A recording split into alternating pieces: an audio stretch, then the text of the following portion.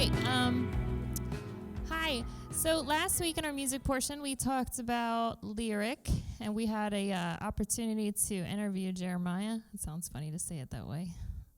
Anyway, we talked to Jeremiah about lyric, and tonight I'm going to teach you guys a crash course on rhythm. It's very exciting.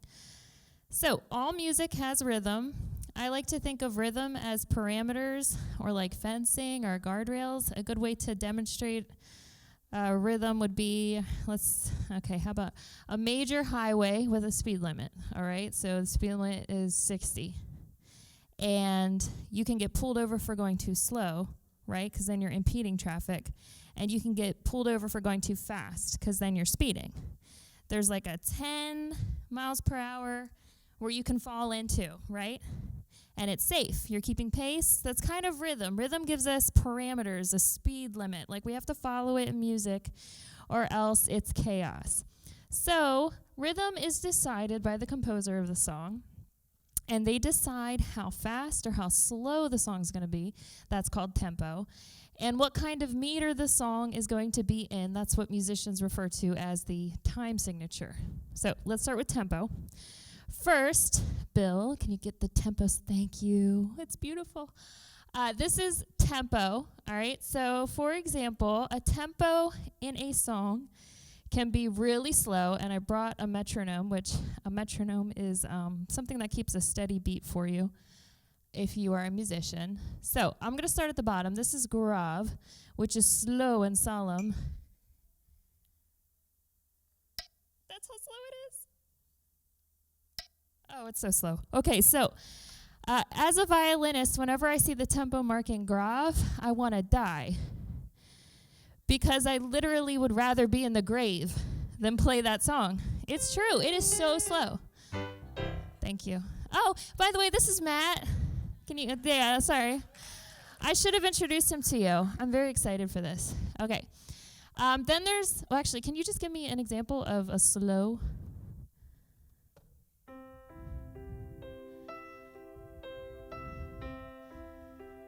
That's pretty slow, yeah. Okay, now prestissimo is very, very fast, which I'd play for you, but you can demonstrate it. All right, and then there's moderato, which falls right in the middle. That works, yes. Okay, all right, Rocky, you can stop. Okay. The important thing, though, is that the tempo is always consistent. So it doesn't fluctuate unless the composer wants it to. And they do that by using tempo markings. So there's ritardando, which means to gradually slow down.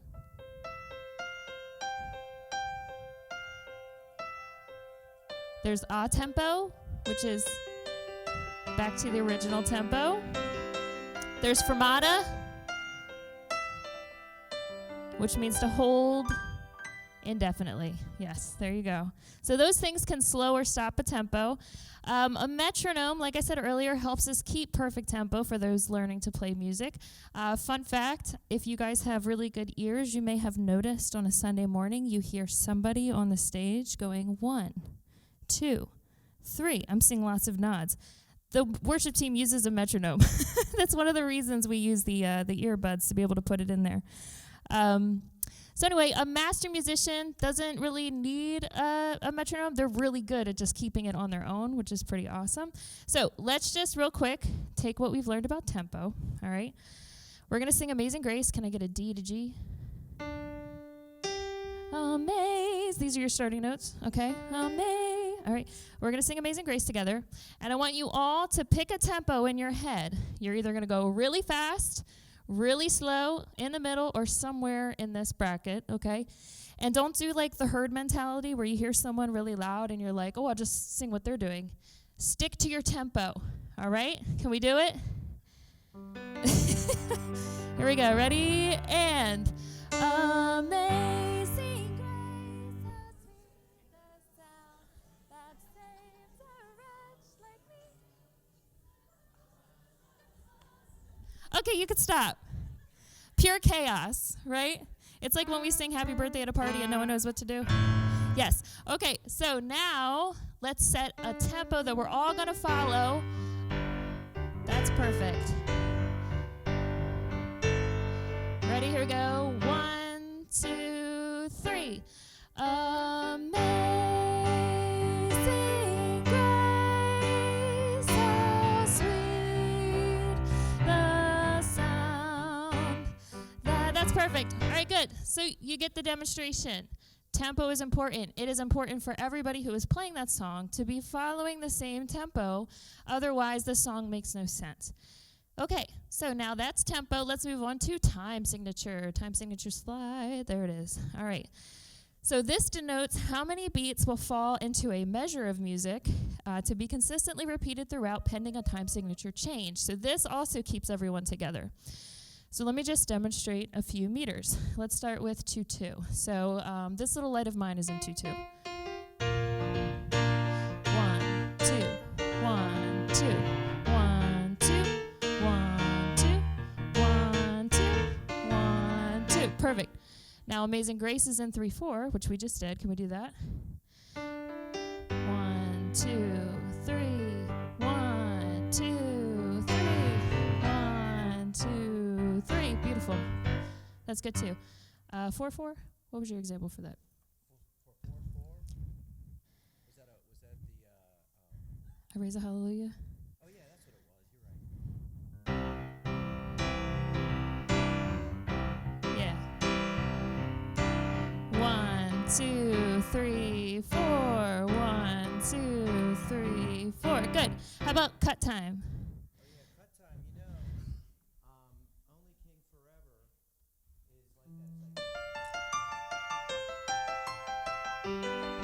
that. So Only King Forever, which is a song we play here. Yeah, he's got it. It goes from 4-4 to cut. So we go from counting 1, 2, 3, 4 to 1 and 2 and 1 and it changes. Yeah, it changes a little bit. How about Firm Foundation? We did this one. This is 6-8. 4, 5, 6, 1, 2, 3, 4, 5, 6, 1, 2, 3, 4. All right, you guys get the point. All right, that is time signatures.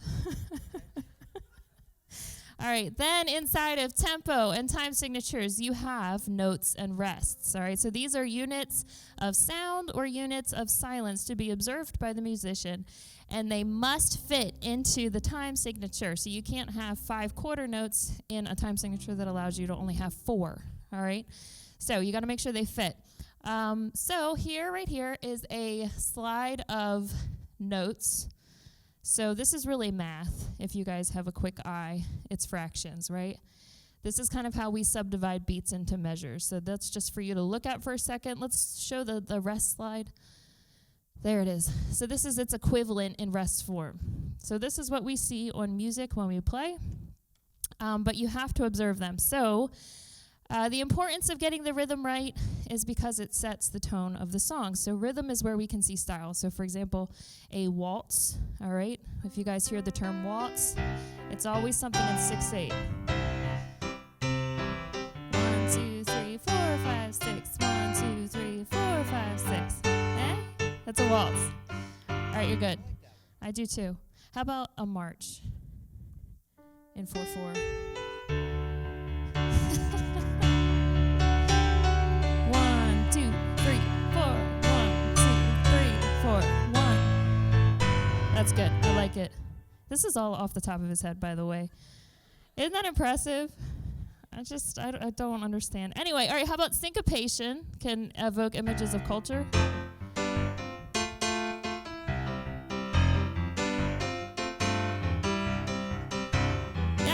So there's some rhythmic things that we do that when you hear, you're automatically, that you're automatically brought to that culture or that region, right? So rhythm is important because if you get it right, people connect to it. If you don't get it right, people are just kind of like, oh, what did I just listen to? So, for example, play a song and play it wrong. Like, get all the notes right.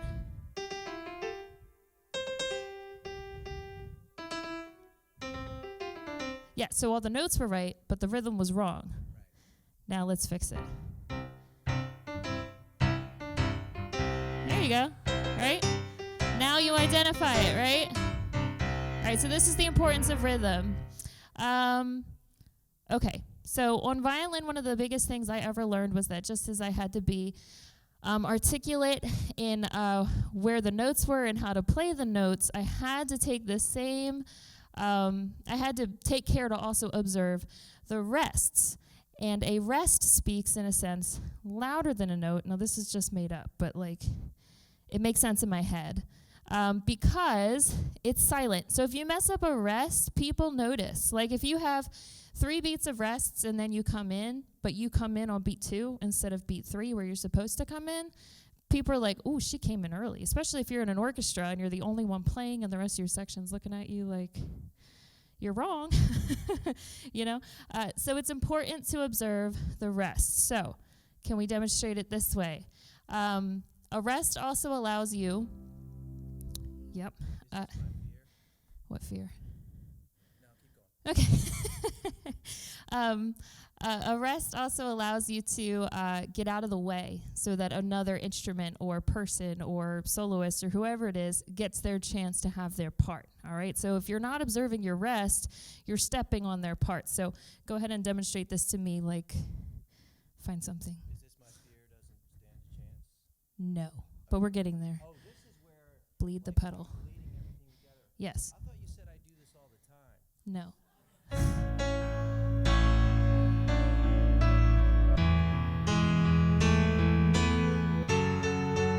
Don't. All right, that's good. That's good.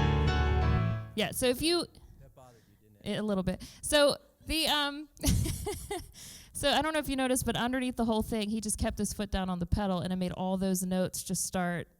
It sounded bad. It was like a rainbow of notes. Does that make sense? No, it doesn't. Okay. So a rest observed, again, so a rest observed for by a violin section allows the cellist to get a highlighted part. So you have to make sure that you observe them.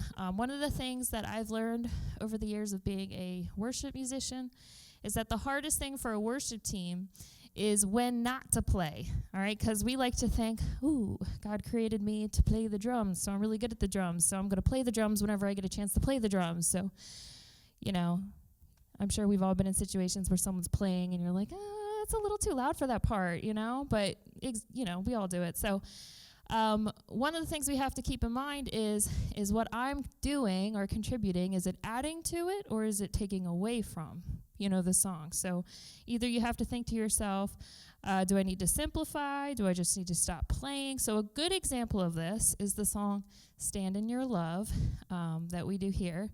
They call it a drum break, so you guys know what I'm talking about. It's near the end of the song where we do this. My fear doesn't stand a chance when I stand in your love. My fear doesn't stand a chance when I stand in your... You know what I'm talking about? All right, so the reason this is in this song is not because, ooh, that sounds cool and hip. It's because they want your voices to be the lead part. So the band takes a step back to let you guys kind of carry the melody. Make sense?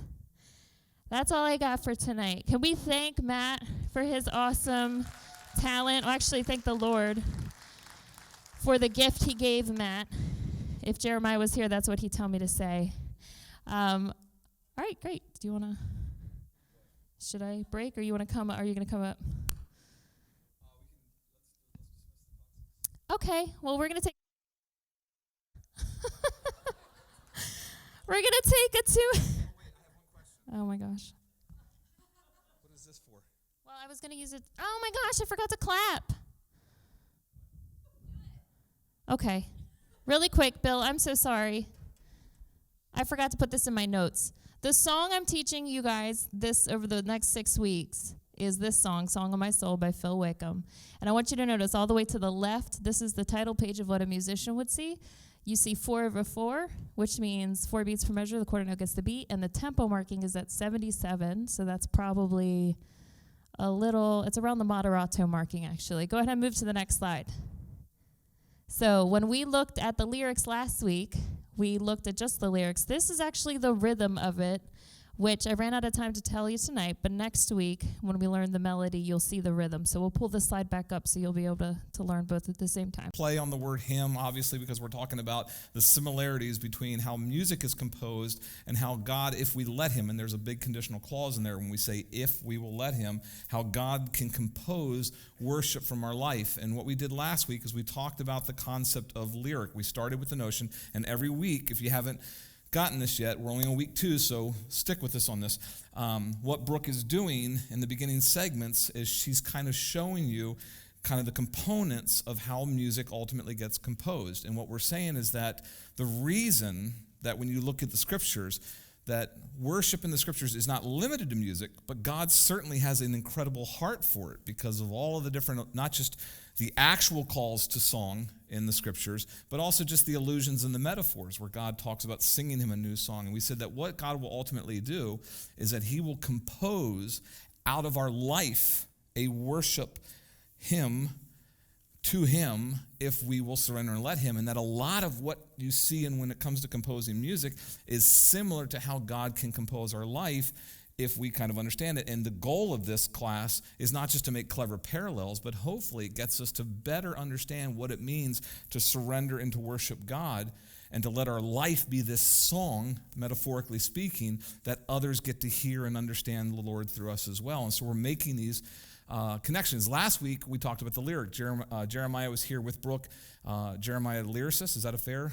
That Jeremiah is a lyricist. He writes, and he writes songs. And if you were here last week, you remember that he talked about this notion that the lyrics are the passion and the heart of the author. He made the case last week that one of the things he doesn't like to do is he doesn't like to use canned or cookie cutter kind of just lyrics that other people use, because that's you can get a song out of that, but you're not really getting a lyric. A lyric is supposed to have the passion and the heart of the author. And we said that when it comes to the parallel to us in our life, that if we were to say, where does God start with the lyric and composing worship out of our life, the big question last week was, who is the author? I don't know that I did this justice last week, but let's see if I can summarize it in about 30 seconds.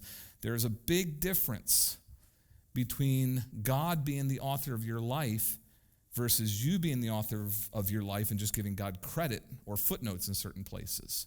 And that's one of the big differences. There are tons of people that write their own stories. They write their own lives. They make their own decisions. They don't consult God on job or life or direction or what. They go, no, I got my own plans, and then something good will happen. Some money will come along or something will positively happen in their life, and they'll go, all God, all God. And they'll give God credit, but giving God credit, we said last week, that's not the same as giving God your life. And the only way that your life can be worship to him is if he is actually the one authoring the lyric. He has to be the author. It has to be a complete and total surrender, which means that we put everything before him, our plans, our desires, our dreams, and we understand that even when he says no, not just when he says yes, but even when he maybe says no or directs or something goes, we go, but he's writing something in the process. And so that's what we talked about last week. We talked about lyric. This week, we're talking about rhythm. Now, there's a 50% chance, which is a lower percent chance than the snow predicted for this weekend. There's a 50% chance that I got this a little bit wrong, although I don't think I did when I heard you talking. But I took Brooke's notes before this, and then I looked at some notes from some other musicians and tried to compose a definition of rhythm that would make sense in a parallel to our spiritual life in this metaphor that we're trying to build. And the best and most concise definition that I could pull together was that if you had to boil it down into a sentence or two, because rhythm has all those things that Brooke was just teaching us, the meter, the tempo, all of the different components, that rhythm is essentially the pattern of movement that takes place in the flow of the song. And so I actually pulled this definition and comprised some things. I didn't write this myself, but I said it's an ordered or recurrent alternation of strong and weak elements. And I want you to notice how it's this kind of opposition of things. Strong or weak were some of the language I saw that musicians used in the flow of, also you can talk about it as being sound and silence. Brooke talked about it in the notion of notes versus rest. I mean, think about it this way. If a song, and you heard her talk about, again, this is where I get in trouble because there's a naivety on my part, although I did have 5 years of symphonic band in high school. That counts for something, right? So I have a little bit of knowledge, but she talked about how if Matt would keep his foot on the pedal and you don't get the rest of the brakes, it all of a sudden just becomes this blended, just, and the notion of, imagine if a song had no rest or no breaks or anything else, it would just be a singular note, really. It would just be somebody would hit a note, and if there's nothing else, if it doesn't break for another note, if it doesn't rest for another point, then it's just this blend of sound that what rhythm brings is sort of a movement. There's kind of an ebb and a flow kind of in the process as that goes along. If you think about a conductor, this is where I'm really going to see if I get myself in trouble. But think about a conductor. Again, my 5 years of symphonic band, I've got some memories of going into competitions and all-state competitions, and we'd file in, and the conductor would have us sit, and then there would be and we'd quiet down, and then instruments up. He'd look around, wait, and we knew, because we knew him, we knew his style, and then as we would play and he would conduct, his hands were it wasn't just, he moved and he flowed with it, and that there was this movement of ups and downs, and that pattern gave us the tempo and the rhythm that we would follow through. I want you to kind of think about that notion of there's ups, and there's downs, there's strong, and there's weak. It can be fast, it can be slow, it can actually interchange, it can mix, but there is this constant repeating of flow, ups and downs, and ups and downs. And I'm going to submit to you, again, it's conditional. If you would like your life to be a song of worship to God, then you are going to have to submit to the realization that God does, in fact, allow the same thing to happen in our lives. There's going to be highs and lows, strong points, and that he, as the author, the conductor, he is in charge of both of those. And here's what I mean by that.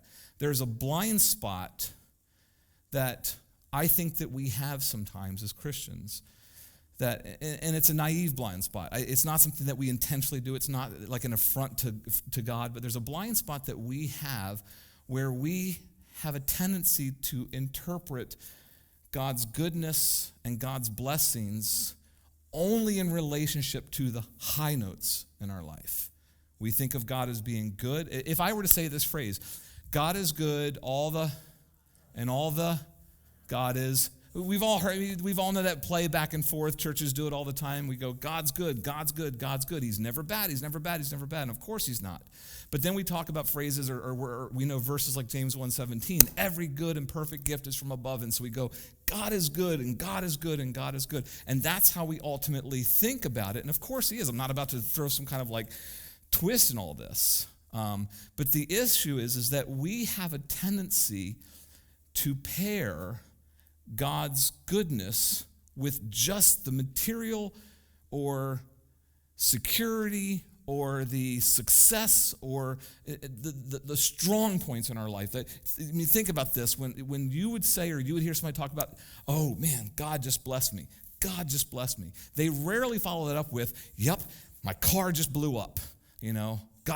God blessed you with a car blowing up. No, it's always like, I wanted a new car and God blessed me. I was hoping for this job and God blessed me. I wanted this house and God blessed me. We have a tendency to limit the concept of God's goodness to when we have high notes. And that's a little bit of a blind spot, because the scriptures present us something about having our life worship God that's a little bit deeper than that concept. So this is, and again, I'm still venturing into Brooke's territory. I don't even know what the song Love in Silent Amber is, but it's a song. So this is nothing more. All I'm showing you here is a graphic of what a conductor sees in front of them as opposed to what the individual musicians see. The individual musicians, they have their sheet music of what they're supposed to play, and that's all they see. That's all they know. They know their part.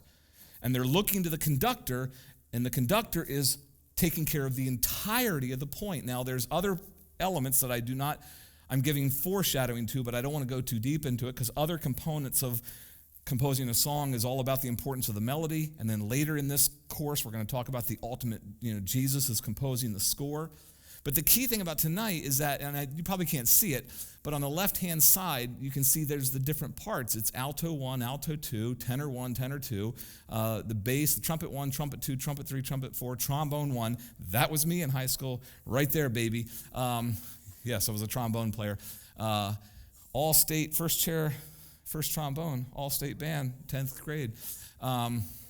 As if that means anything. But by my senior year, I quit entirely. But the conductor sees every single part. And so the conductor understands that as this moves along, as the patterns move along, as the rhythm and the flow of the music goes along, there are some points, and Brooke just said that a moment ago, there are some points that some parts go low because another part has to go high. And it's intentional for the entirety of the score.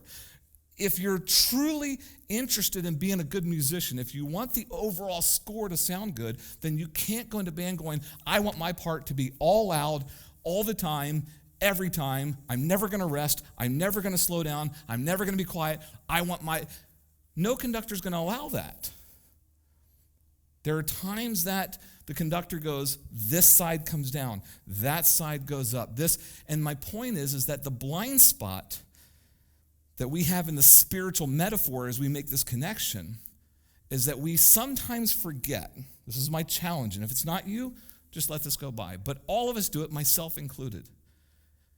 We have a tendency to forget that there is an overall score that God is conducting, and we tend to get tunnel focus, tunnel vision on just our life. That's why we interpret God's blessings as when we have been personally blessed, as when something has gone right in our life, because we tend to forget that there's all these other things. So let me ask this question. What is the score? And again, like I said, this is foreshadowing going forward, but it has to do with how God moves the rhythm and the place, and there's the oscillations and the patterns for each of us. There are times when we go up, and there are times when we go down. What is the overall score? Is God's overall goal that every single person on this earth should be materially happy? You sure? You can say yes because you're right, but you got scared because I challenged it. That's not. What is it? We can look at the scriptures and we notice that, and there's multiple scriptures I could pull. I'm just pulling this one. Paul writes in 1 Timothy, he says that God absolutely would desire that everyone be saved and to fully understand the truth. That doesn't mean that that's what's going to happen, but that's his desire. That is what he's working towards. That is what he's trying to achieve. Sometimes we forget that we are living in a fallen world, in a sinful, destroyed, just a world that is completely collapsed, and that God's ultimate goal, the score that he is working on, is a plan of rescue and redemption. That's God's ultimate goal. That is what he's trying to achieve. There is only one God, Paul writes, and there's only one way that people can reach God. That way is through Christ Jesus. So the entirety of God's plan and his orchestra and everything that he's doing, everything that he would do in your life and in your life and in your life, everything has to do with one core purpose, God's plan of redemption for humankind. Everything else takes backseat to that. Your house, your job, your happiness, everything. It doesn't mean that God doesn't care about it, but it means that what God's ultimately doing, and again, like I said, for your life to be a worship him to him means that you are ultimately surrendering your purposes in your life to his greater purposes. And we get this blind spot because we get so focused on our life and our job and that we miss what is God's ultimate plan and what is God ultimately doing in the process. We can't forget some things. We were created not in our own image. We were created in whose? His image. We were created from the very beginning to reflect him, to point to him. And again, like I said, it's just blind spots that we forget these things at times. But now we understand Paul talking in 2 Corinthians 4:4, but we're living in a period now that what Satan is doing is that Satan has the ability to blind the minds of those who do not believe so that they can't see Christ, who is, and notice what Paul says in 2 Corinthians 4:4, Christ is what? He's the image of God too. We were created in his image. That image was marred through sin. Christ comes to redeem that image, to bring that image back. But the adversary has blinded the minds of the unbelievers to understanding and see this. So what is God's plan? What is the ultimate score of music? What is it that God's ultimately trying to drive at in our lives? Well, we could boil it down to this. We're called to be his witnesses. We're called to point to him. We are called to reflect him. We are called to ultimately help the world see the image of Christ. That, in a nutshell, if you're surrendered to God, if you're going, again, it's conditional, because there are tons of people that go, I love God, and I like church, but I've got things I want to do in life. And that's fine. I shouldn't say that's fine. When I say that's fine, I should just put it this way. But what's going to happen in your life is that you will give God credit, as in he'll be a footnote for you. But it's doubtful that your life will be the worship masterpiece it could be for him. But if you're surrendered, if you go, no, I want my life to be as much as a complete element of worship to him as possible, if that's what if you say, that's what I want, Lord, I absolutely want that, then it means that you go in your life, help me be a part of the entirety of this score. I want to be a witness for you. I want to reflect you. I want people to see you. And that one of the toughest prayers that you could ever pray is to come to the Lord and say, I don't care what that means. It does not matter to me, Lord, whether I see success or not, whether I see wealth or not, whether I know happiness or whether my life hits some snags and there's whatever that means, I'm willing to let you conduct me and you assign, if you remember that music sheet I just showed you, where you go, I'll play the part you designate. And if it's up, it's up. And if it's down, it's down. The best way for me to illustrate this is going to be in the book of Job.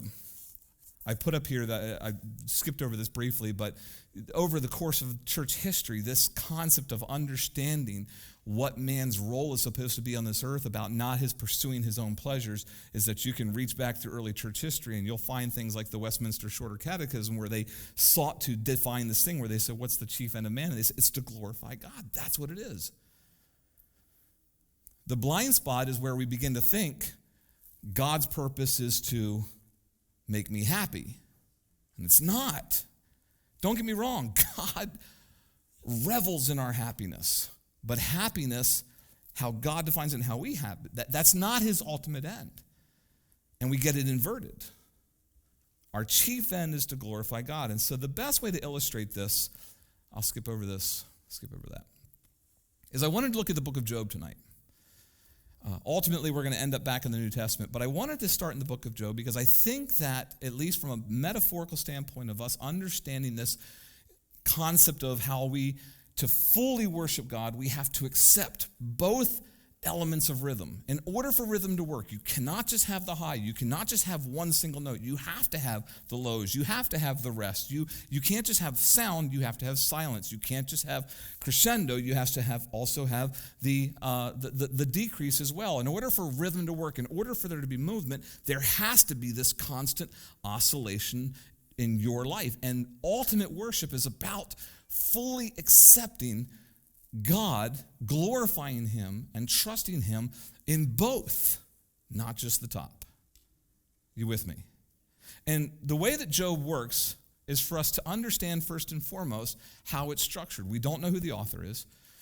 We don't know when it was written. Best guesses are around the time of King Hezekiah, but there's multiple other opinions about that. But the reality is that it doesn't really matter, because that's not the purpose of the text in the scriptures in the first place. The text has a purpose where who the author is or when it was written is irrelevant, because it's a timeless piece and there's a bigger, deeper issue for us to pull from the book of Job. But I want you to understand, because we're going to walk through this, that the book is essentially broken into three parts.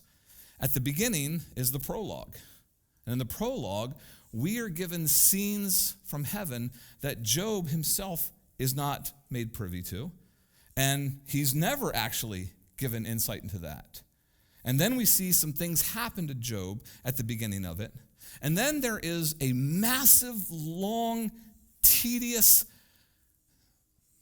I would venture the word boring in spots, dialogue where Job and his friends just fight, debate, get tired of each other, go back and forth and back. And that's intentional on the author's part. You are actually supposed to get a little bit tired of that dialogue because God himself gets tired of it. But it's intended to illustrate the futility of people who don't surrender their lives to God and don't allow God to be bigger than a flat, two-dimensional, high-note blessing God.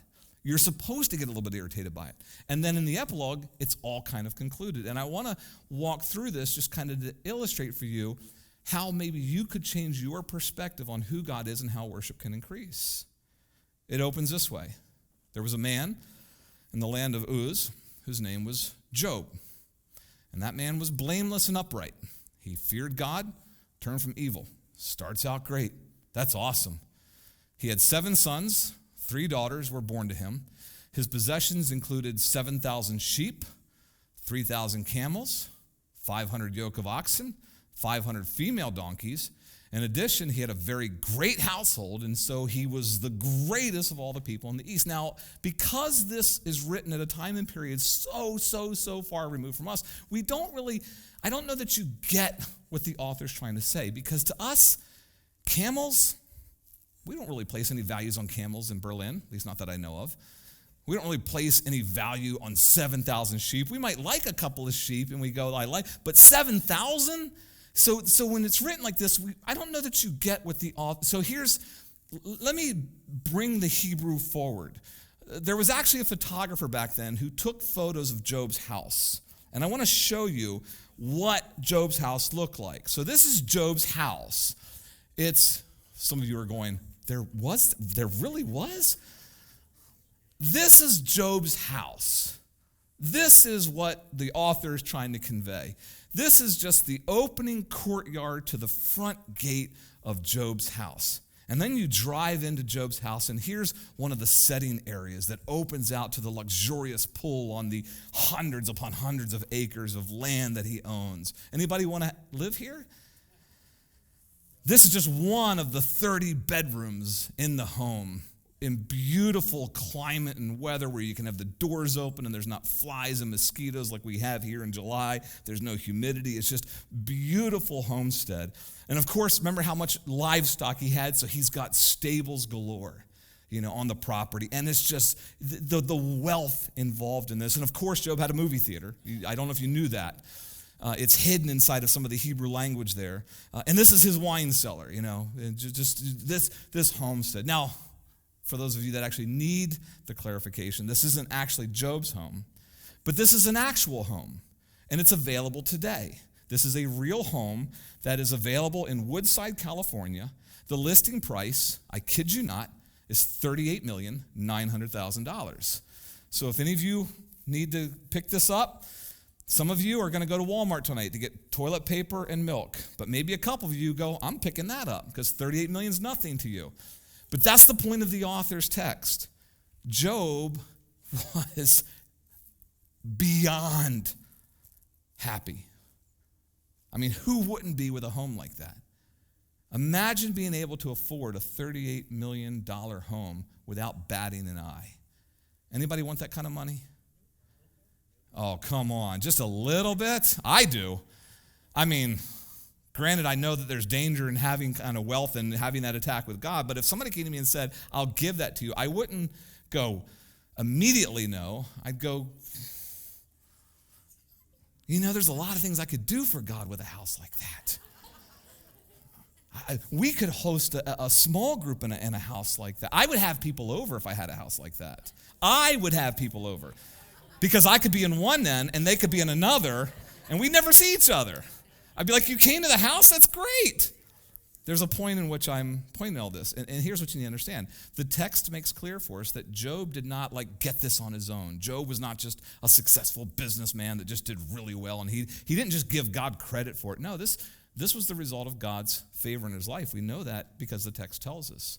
There's a point where we're going to talk about here in a moment where Satan is debating or dialoguing with God about why Job is the righteous man that he is. And Satan says, you are the one that blessed him with this stuff. So it's not that Job did it on his own.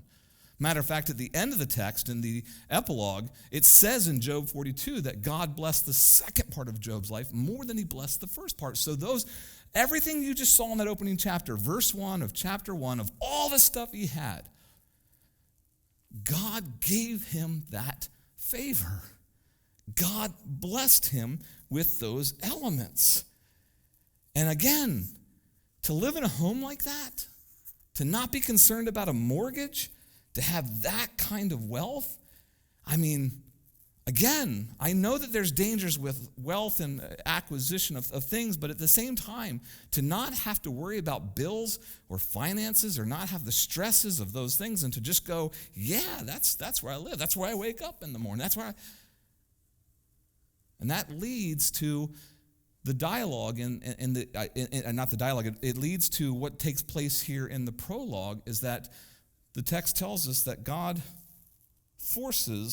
calls all of the angels before him in assembly. And we're given a little bit of an insight into God's sovereignty, because when it says that God required the angelic and created hosts to come before him, it says Satan had to come as well. It wasn't optional.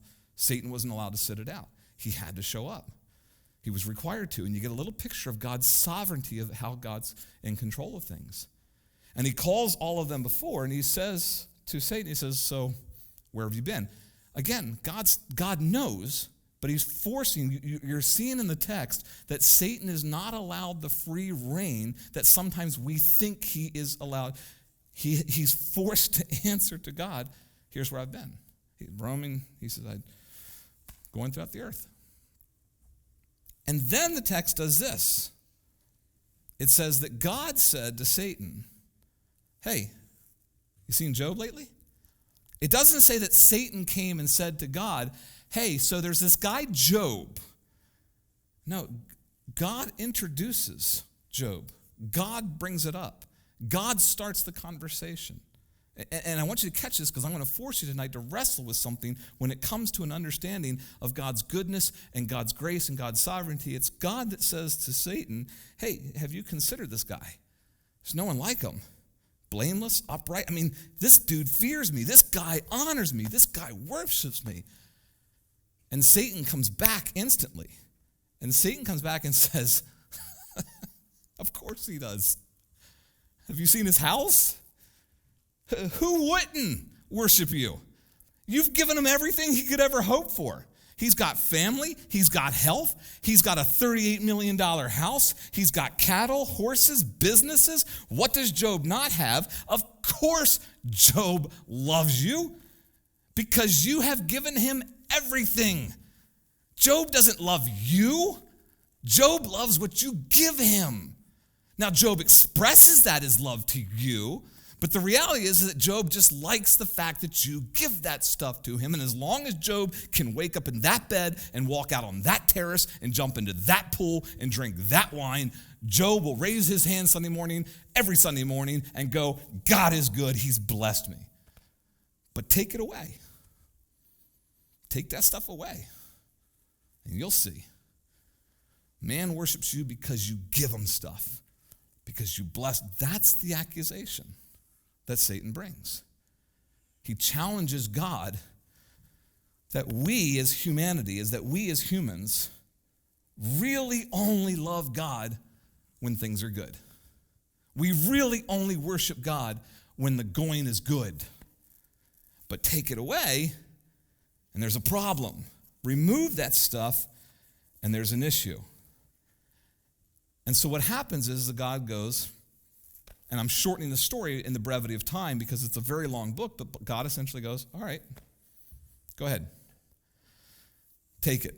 And so Satan, because he's the prince of the power of the air and he has control of the elements when they're at his disposal, storms, calamity, disaster, disease. Satan actually comes back a second time because Job's not yielding, and Satan has to kind of go, okay. So I destroyed the physical stuff, and he's still kind of strike his health. And God goes, okay, but you can't kill him, but go ahead. He's in your hands. God is permitting this process. And it tells us, well, let me not get ahead of myself. What happens is that it starts to jump from this opening narrative into the actual discussion. Job goes through all of this, loses the house, he loses family, the wealth, the businesses, he loses all of it. And the text says that Job gets up and he tears his robe and he shaves his head and he throws himself down with his face to the ground and he says, look, naked I came from my mother's womb, naked I will return. And then I want you to notice, and I've color-coded them, green is high, red is low. I want you to notice how Job will start to talk about his understanding of life's rhythms when you're submitted to God. He says, the Lord gives, and the Lord does what? Notice he did not say, the Lord gives, and Satan stole it. That's how we talk. He didn't say that. The Lord gives, the Lord takes. May the name of the Lord be blessed. His blessings are when he gives. Here's a challenge. And his blessings are still when he takes. And all this, it says, Job did not sin. He never charged God with any kind of moral impropriety. He stayed constant. Then when he gets sick and God allows for Satan to attack his health, we see in the next chapter that Job stays on this. Job's family doesn't. It says his wife comes to him and says, I cannot believe that you are still going to church. I cannot believe that you are still praising God. I can't believe that you're still playing K-Love on the radio. It's terrible, but just go with it here. She says, are you still doing this? Curse God and die. But he replies, you're talking like one of the godless women in this area that we live. And notice how he says, again, you're going to notice here the rhythm, the ebb and flow, the highs, the lows, the strengths, the weaknesses. Should we receive what's good from God and not also receive what is evil?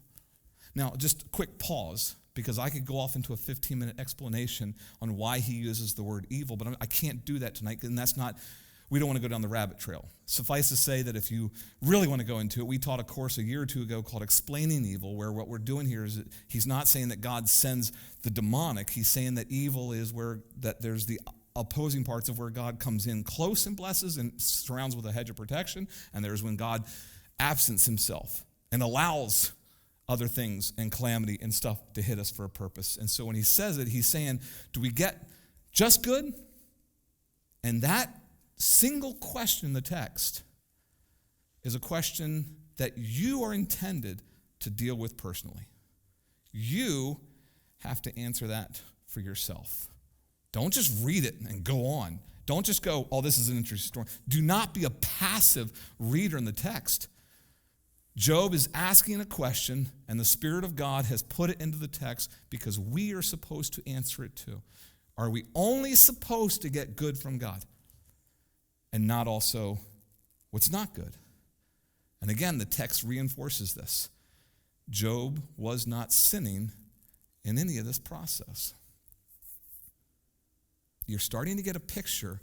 The text keeps saying, the text opens with how righteous he was, how blameless he was. And the reason the text keeps saying he didn't sin, he didn't sin, he didn't sin, is because the text, the Spirit of God, in authoring this through the author, we are intended to understand that there is, in fact, a deeper understanding of what it means to surrender ourselves to God's purposes as opposed to being some flat, two-dimensional, God blesses and I'm happy. There's no blessings. I don't know where God is. I don't know what's going on. Satan stole it from me. There's a deeper walk that surrenders itself and trusts God, that doesn't serve him for what he can give or what he can bring, but rather serves and grasps there's a bigger, deeper purpose. And the text forces us to wrestle with that. And to further make us wrestle with that, it takes us, I forgot to put this in. So Job, I showed you the pictures of Job's house before. Job is essentially the same guy when his house looks like this. He hasn't changed.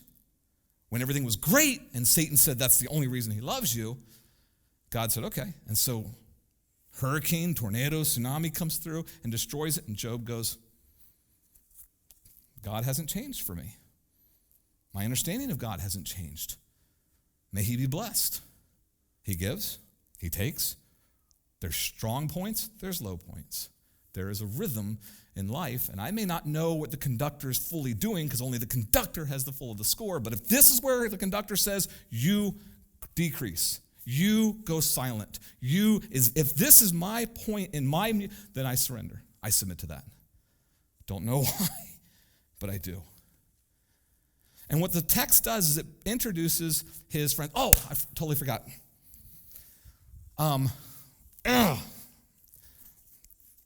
That's just me. That's is my, I don't know what that is. Frustration, yeah.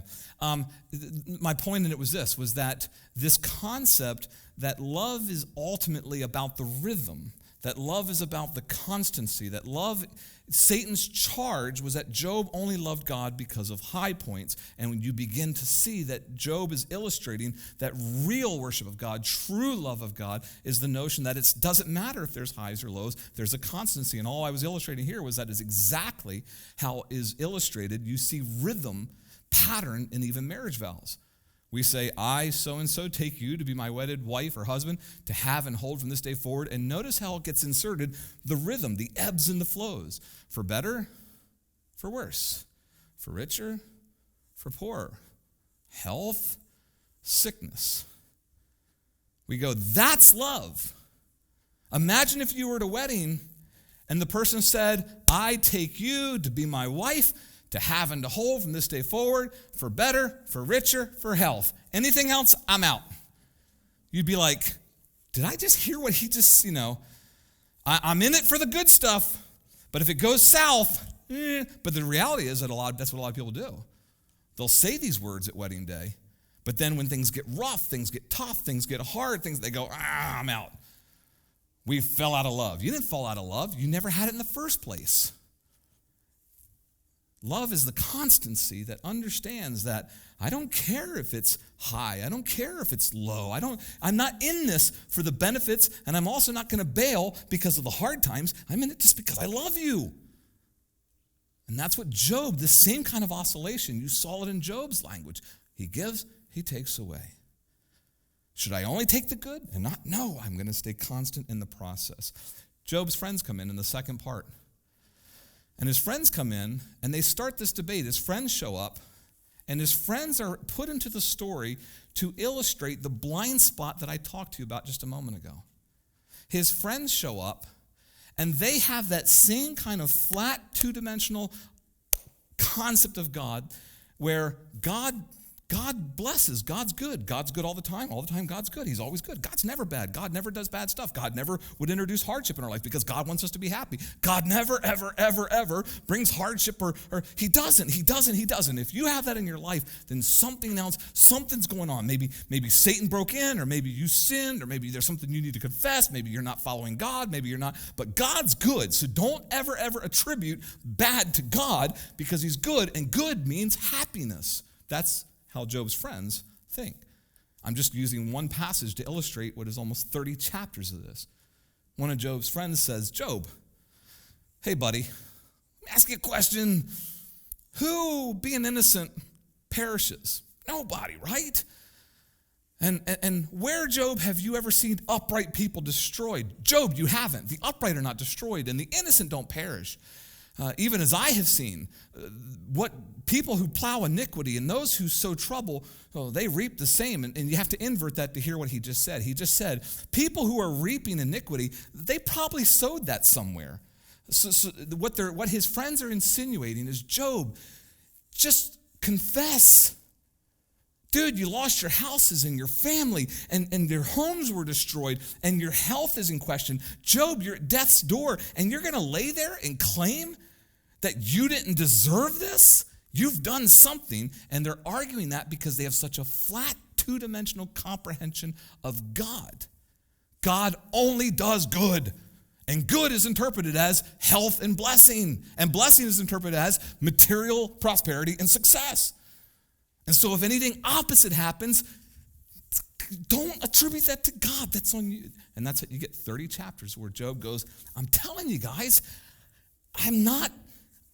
there's nothing. If there were, I would say it. And his friends will just come back. And like I said, it just keeps going like this over and over and over again. Job, why do you have to be so, stubborn? And they just, finally Job says something to them. Oh man, I keep forgetting. Hold on. because this is really good.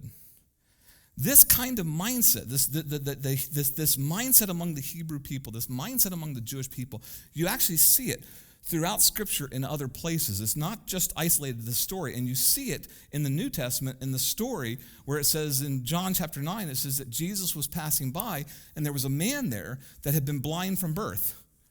You remember this story? Blind from birth. His disciples see this and they ask Jesus a question. They say, Rabbi, who committed the sin? Hear it? Why do they think the man's blind? Sin. That's what I was just talking about a moment ago. Job's friends are going, Job, you're in this because you did something, because God does not do this to people. God does not visit hardship for no purposes, so clearly you deserve it, because if we say anything other than that, then we're attributing badness to God, and we can't do that. And so they say, Rabbi, who committed the sin that caused me to be blind? Was it him? What, when he was like in the womb? He kicked too hard on his mom? You know, she ate something and he didn't like it, so he punched her in the stomach from the inside. Or his parents. Is this generational curse upon him? And Jesus answers and says, neither. Wasn't him. Wasn't his parents.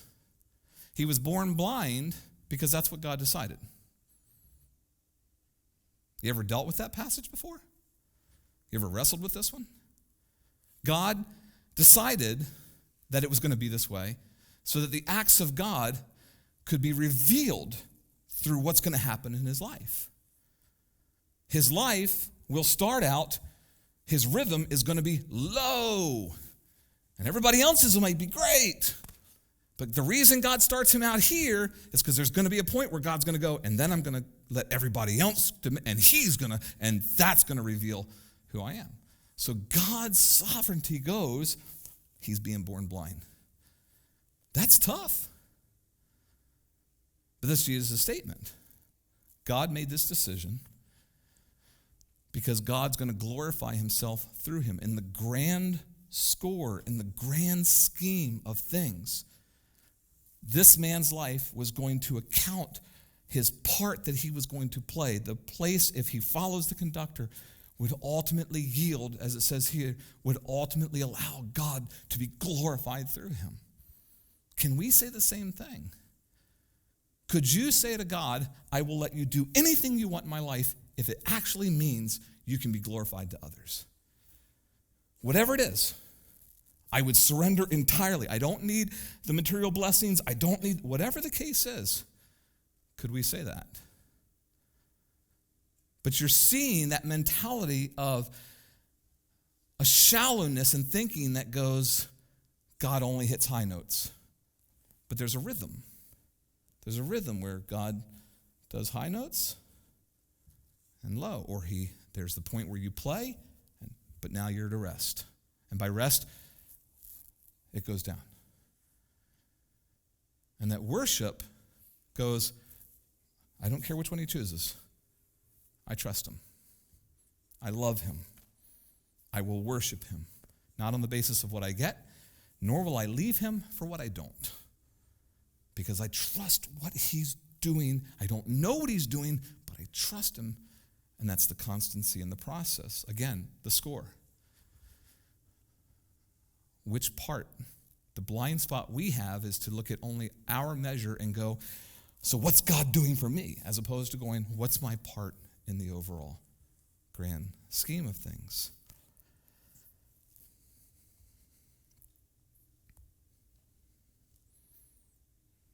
I had a couple of examples. I just want to use this one to say, could we think this way? Could we say, God, in the rhythm of things, rather than going, I want to be blessed, I want to be blessed, I want to be blessed, is there such a thing as a spirituality that says, I'll take the low road if it means, yeah, we see an example in Paul's life. Paul says, if it were possible, Paul says, I would allow myself to be cut off from God for eternity. If it meant, if there was even a remote chance that it would mean the salvation of my people, Paul says, I would let God, I know he can't, because Paul goes, I'm not the Messiah, I'm not sinless, so I can't be the atonement. But he says, but if it were possible, I would say to the conductor, let me just be taken completely off the chart if it meant that others could be brought in. This is a life of worship that understands that the conductor works rhythm. Ups, downs, ups, downs, ups, downs. And sometimes those things they come fast. We have a week of goodness, and then all of a sudden, but can we say to God, may he be blessed in the process? Job says this of his friends, and I want to read it because you just grasp this. Job says this of his friends. This is Job speaking. He says, look, when a person's in despair like I am, kindness should come from friends, even if he had sinned. And Job's saying, look, even if I didn't, but even if I had rejected God, even if I had done something, then you guys should be here anyway, because that's what friends do. But then he goes into this. He goes, but look at this. He says, but you guys, when he says, my brothers, you have been as treacherous. Oh, the poetry, this is beautiful. I want to write Hallmark cards like this that you give to people you're upset with, not people you're in love with. That's terrible, isn't it? Highs and lows, highs and lows. My brothers have been as treacherous as a seasonal stream and as the riverbeds of the intermittent streams that flow away. They're dark. Now get this, I'll explain this. He says they're dark because of ice. Snow is piled up over them. In other words, he says in the wintertime, these things are filled with water because all the ice and the snow has melted. And so these streams, these rivers, they look deep. That's what he means by dark. They look like they have depth to them. They look like they are these raging rivers. But as soon as we get out of winter and we go into the summer, they're scorched. They dry up. When it's hot, they actually vanish from their place. And the danger of these kinds of riverbeds, I'm paraphrasing the next two parts. The danger is that in the wintertime, people see these dark, water-filled, just gorged with water. These, and they go, man, over there's these deep streams. He goes, and people hear about them. And so when people set out in the summertime, they go, oh, somebody told me this past winter that there were waters this way. And he says caravans will go off in this direction. They go looking for these deep rivers, but they get there and all they find is shallow, dry, empty beds. There's no water. There's just dirt and there is just dust. These people were distressed because each one had been so confident, and when they arrived there, they were disappointed. These streams are not deep. These streams are shallow. There's no really water in them. They just temporarily sometimes have a little bit and then they're gone. He goes, that's what you guys are like, the last sentence. You're like those streams. You're no help. You think you're deep theologically, but you're not. You think you know God, but you don't. And the evidence is this. I'm telling you I did not sin. I'm telling you that I did not warrant this hardship. But you have such a flat, shallow, two-dimensional approach to God. You're so scared. This is what he means in that line when he says, you see a terror and you're afraid. You're so scared you're going to offend God that you won't wrestle with the deep other issue of what's happening here. For you, it's flat. It's two-dimensional. God gives good, and if there's bad, can't say that was God. So Job, you sinned. He goes, you're meaningless to me. I thought you were the streams of depth I could turn to. And all I found are just dry, shallow. You're nothing because you won't wrestle with something deeper. You're shallow. You get it? You hear it? We do this. We do this. What I call Facebook theology. Person dies, and we go, I guess God just needed another angel. Or a person doesn't get into college or they lose a job and we go, hey, one door closes because God's good. Another door opens. Does it? Is that true? Does God always open the other door? God has great things for you. We say these things so fast. And the reason we say them fast is because we want to instantly rush into hardship and make sure that God is good. We're scared to death to say anything of depth or substance. We just want to make sure that they don't curse God, and we want to make sure that we don't say anything offensive, so we give all this shallow. That's what Job's friends were doing. They're just throwing shallow stuff out there because they don't want to offend God, and they're scared to death that Job may sin in the process. They don't want to wrestle with God's character. But what if some of these other things were possibly true? What if the reality was that God allowed a person to pass away because he was going to be able to save others through their testimony? Is that possible? I know it is. We have hundreds of missionary stories whose spouses have said, I get it now. Oswald Chambers died at 40 of appendicitis. As a result of that, his wife authored My Utmost for His Highest. Millions have come to the Lord through that. His death fueled something deeper. Jim Elliot died, what people said was basically a miscommunication in the jungles of Ecuador to the Indians. And yet his death would bring, I don't know how many. So is it possible that in the grand score, your line goes this way or your friend's line goes this way and God goes, here, you go off for good. This is where I pull you out because I need something else to go up. No, but we're scared. So we go, no, we got to make sure God's good in the process because God wouldn't do that. He wouldn't. Job's text argues elsewhere. Is it possible that God closes a door for you, not so he can open another one for you, but because he wants to open another one for someone else? Is that possible? Yeah, it is. God has great things in store for you. Well, if you are following God, I believe that that's a fair statement.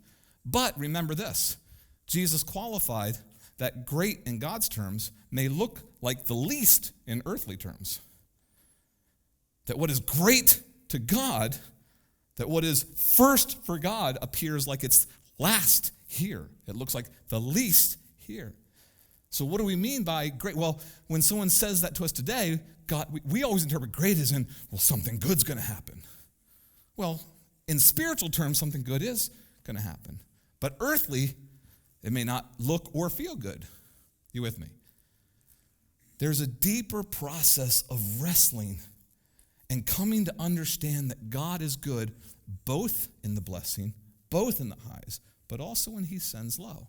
And he does send low. He does orchestrate. It doesn't mean that everything, it doesn't mean that every time your washer breaks, that was God. But it also does not mean that Satan infiltrated. And there are seasons of hardship that God goes, this is actually what I want for you right now. And can we stay constant in the process? How am I running out of time already? Interestingly, I'm going to speed this up. Interestingly, when God finally speaks towards the end of Job, he never clues Job in. The best ending for Job, I say the best ending, the cleanest ending for Job would have been for God to come out and say, hey, Job, take a seat. Look, let me clue you in on something. Satan came to me, and he had an accusation. He said this. I knew it wasn't true about you, but I had faith in you, Job. I had your back. I was there. I'm the guy that let him in. That's why everything went south. But hey, dude, I'm back now. That's what you want to happen. That's how a movie resolves itself. When you only have a 2-hour running time, you got to resolve it. You got to make it clean, and you got to make it so that people are happy at the end. But that's not how it happened. God never once clues Job in. Not once. Doesn't tell him at all. All God does is, and it doesn't even say that God cleaned things up. It opens up in chapter 38. It says that the Lord answered Job out of the storm, in the midst of the storm, not after the storm. It doesn't say that God cleaned it all up and God repaired everything and God blessed him. He will at the end, but when he first comes to Job, nothing has been resolved. Job is not healed. His possessions are not returned. Nothing. And God speaks in the middle of it and says, listen, get ready for a difficult task like a man. Get ready for a hardship. I'm going to say some things, Job, and I need you to consider them. So stand up for a second, Job, because this is difficult. You see the same kind of language in Jeremiah where God speaks to Jeremiah, and Jeremiah is just whining and complaining, and God says, if wrestling with man has worn you out, how are you going to run with horses? And we've done a whole preaching series on that, where that illustration is that trying to run with God, trying to understand God is the equivalent of running with horses, and Jeremiah was getting weary just from having to deal with the hardship of the people around him. Job, stand up. I've got some questions for you. And then God goes off on this litany, 2.5 chapter, just discussion where he just begins to ask Job all these questions. Hey, Job, who determines the boundaries of the ocean? Hey, Job, who determines the course of the stars? Who set the limits of the planets, Job? How does light actually divide darkness? Do you know? Job, who commands the rain? Are you aware of this? Are you in charge of that? Are you able to actually summon rain, Job? Is that in you? Hey, Job, do you know how clouds form? Job, do you understand who determines the concepts of pressure gradients between molecules so that when you have a high concentration in one place and a low concentration in another, the molecules move, and that is what you call wind? Can you make that happen? Can you actually force the high pressure into the low pressure? Can you make wind happen? Because sailors need it desperately, Job. So can you summon from the corners of the earth the winds to move a ship so that you can affect international trade? Can you do that, Job? Why is it that the eagle can soar onto the mountains, and yet the ostrich, who's bigger than the eagle, can't even get off the ground? Do you understand this, Job? Hey, Job, do you understand why the ostrich leaves her eggs unprotected? She's a mother, and those are her eggs. And while most animals protect their young, why does the ostrich just run away from them and let the lions come and eat them? Do you understand these principles? And yet, Job, the ostrich is the fastest and can outrun horses. Speaking of horses, Job, do you understand why horses are not afraid of entering into battle? Where most animals run, horses will go. Are you able? And he just goes on and on and on and on. And Job goes, I get it. I get it. I know none of that. You are beyond my comprehension. I don't have a two-dimensional flat theology of God good, me bad. I don't know all the purposes. I don't know all the plans. I'm not the conductor. I don't have the sheet in front of me. You do. You know why that person died. You know why that person got healed. You know why this person's life is here and that person got blessed. You know why that person has material prosperity and this person does not. And it's not this simple thing of you bless the good people and everybody else must have sinned. You have a grander scheme where you as the conductor do in fact move things up and you move things down. And my role is just to let my part be played, to surrender, to trust, to just believe that the rhythm, provided I have not knowingly sinned, provided there's not something I have to repent of, my job is to let my part be played. And if you take me up, I'll praise you. And if you take me down, I'll praise. If it's my job to be popular, if it's my job to get fame, if it's my job to get notoriety, okay. But if you also move me into obscurity, where I'm nothing, I will trust you as the conductor because you're the same in both places. That is worship. That is a life that doesn't just have his lyric, but has him conducting the rhythm. Here's how I wanted to close. Paul writes a passage, Philippians chapter 4. He writes to the Philippians and he says this. He says, I have great joy in the Lord because now at last you have again expressed your concern for me. It's just a letter, right? He's just talking to the Philippians. Look, I know you were concerned before. You just didn't have the opportunity to do anything, but I'm not saying all this because I'm in need, for I've learned to be content in these circumstances. I've experienced times of need, but also time. Catch it? Did you catch the rhythm? I've experienced times of need, times of abundance. In every circumstance, I've learned the secret of contentment, whether I go satisfied, whether I go hungry. Have plenty. You hear the rhythm? When Paul writes this, he's doing something that is sometimes missed on people. He says to them, hey guys, I have great joy in the Lord. And then he says, I'm not saying this because I was in need and you guys gave me something. So Paul opens with everything we've just said. Paul tells the Philippians, I don't have joy in the Lord because you guys just gave me something. They apparently had given him a gift of substances. Maybe it was money. We don't know what it was, but they gave Paul something in the way of meeting his needs from a missionary standpoint. And he says, I have great joy in the Lord because you guys were able to enter into the support. I'm not saying that because I just got material blessing. In other words, he's doing exactly what we said earlier we need to do as well, where it's not this accusation like Satan against Job. Oh, people only love God and bless God and have joy in the Lord when they get something. Paul says, that's not what I'm doing. That's not the point.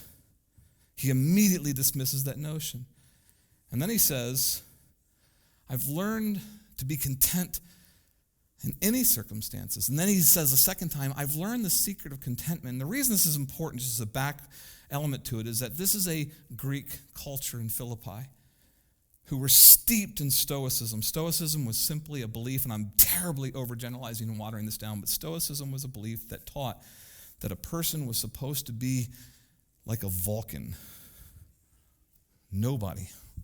Okay, so I have to get out of the geek, thank you. I have to get out of the geek culture and come to Stoicism was basically like you were to be self-sufficient. You yourself, lift yourself above everything, whether need, whether plenty, that there was a kind of an emotionless response that you were supposed, that the evidence of success in Stoicism was that there was self-sufficiency, that you could not be affected by either blessing or hardship. But the point of Stoicism, a Greek philosophy, was that you had to find the inner self to do that. So when Paul says, hey, I found the secret of it, they go, oh. Some in the church may have gone, uh-oh, he's going on. But others would have gone, oh, talk to me. What's the secret? What's the secret? He's whetting their appetites when he says this. I've learned to be content. And they're going, what's the answer? What's the answer? I've learned the secret. But then, like I said, he talks about this rhythm. I've learned how to be content. Whether it's need or abundance, whether I'm satisfied, whether I'm hungry, I found the answer. What is it? And then comes verse 13. And verse 13 is actually not up there yet, but every single one of you know verse 13. Maybe you just never knew it in the context. Paul then says, I am able to do all things through Christ who strengthens me. I am able to do all things through Christ who strengthens me. Full circle. Christians historically have a blind spot where we always interpret things in the focus of our own life, just us. We think it's just God trying to bless us, bless me. And so people have historically butchered this verse because all things to people has always meant things that I personally can have as possession or success. So people will all the time interpret this in a terrible, terrible, terrible, terrible way. Are you starting a business? You will not fail because you can do all things through Christ who strengthens you. Are you trying to lose weight? No fear. You can do all things through Christ who strengthens you. You're trying to finish up your degree. You're trying to pursue your doctorate. You can do it because Christ, he powers us to do anything we want. Trying to get a new home. And so people have historically interpreted the phrase all things, but they interpret it with that blind spot in place, that flat two-dimensional faith that just says God only does good things. He's good. He blesses, and blessing means good stuff and good stuff. So they go, I can do all things. But all things always means, when people say that, something that benefits them. But when Paul says all things, he's referring immediately back to the rhythm he just spoke of. Christ, I find his strength when he blesses, and I find his strength when he takes. I find his strength when he brings me high. I find his strength when he brings me low. Because I don't serve him out of a desire to have the good stuff, nor do I abandon him when it goes hard. He's consistent the entire way. He strengthens me on both sides of that, and whether he brings me up, whether he brings it low, I can go through all of that because I have found his strength. Do you hear it? That's how the verse reads. Doesn't matter where I am in life, doesn't matter which part of the rhythm he plays, I surrender and I find his strength. I let him orchestrate. He's good when I'm here. He's still good down here because I'm not in it for either one. That is what it means to not just let God write your lyric, but it also is what it means to submit to his rhythm. He takes up, he takes down. But I'll surrender, God, because I now understand that my part is something as a part of your larger score. It's not about you blessing me. It's about me playing my part in the grander score of things. And there's times I go up, there's times I go down, there's times I go up. And I don't know because I'm not the conductor. I will just simply submit and surrender and worship and praise you regardless. And I know that you will strengthen me in the process of that. Let's pray. Father, our heart's desire in this is that we would go deeper in our grasp and understanding of you. We can boast that we know you, but there are times, of course we don't, that we don't understand, but that's perfectly okay because you're the conductor, but that shouldn't cause us to be afraid to wrestle with some of the deeper things and not to be flat and shallow in our approach just because we're scared to deal with some of these deeper things. There are times that you take us up, there are times that you take us down. Our prayer is that you would teach us to speak like Job and say, may you be blessed regardless, that we would talk like Paul and say, I can do all of those things because I know that Christ strengthens me through them. Make this a part of our worship life to you, I pray.